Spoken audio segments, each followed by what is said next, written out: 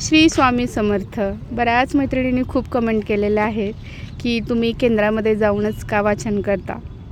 ह्या प्रश्नांची उत्तरं पण मिळतील आणि भरपूर अशा कमेंट पण आल्यात. जेवढं होताल तेवढं ह्या ब्लॉगमध्ये उत्तर देण्याचा प्रयत्न करेन. हा होता 5वा दिवस वाचनाचा आणि आज होता चंडी याग. 7 वाजता घरातून बाहेर पडले होते घरातली सगळी कामं आवरून आणि आज मी सुट्टी घेतलेली आहे क्लासेसला चंडी याग आल्यामुळं. चंडी याग खूप म्हणजे काळानंतर येतो, म्हणजे प्रत्येक वर्षी येत नाही आणि ह्या वर्षी आलेला आहे. त्यामुळं मला हा मिस करायचा नव्हता. ऑनलाईन ऑफलाईन क्लासेसला सुट्टी दिली आणि चंडी यागाला थांबले. हा इथं चंडी याग झाला होता. दुसरा जास्ती प्रमाणात हा प्रश्न होता की तुम्ही घरातून का करत नाही. तर ह्याचं कारण असं होतं, फर्स्ट टाईमच मी वाचन करते आणि खूप काय शास्त्र, खूप काही गोष्टी आहेत ती माझ्याकडून मिस होऊ नये, शास्त्रशुद्ध पद्धतीने योग्य पद्धतीनेच व्हावं असं होतं.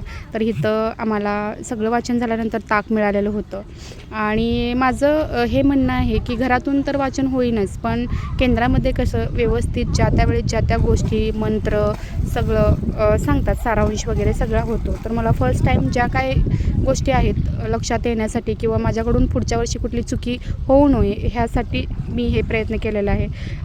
माहीत नाही, कदाचित पुढच्या वर्षी पण मी केंद्रातच येईन किंवा घरून वाचन करेन.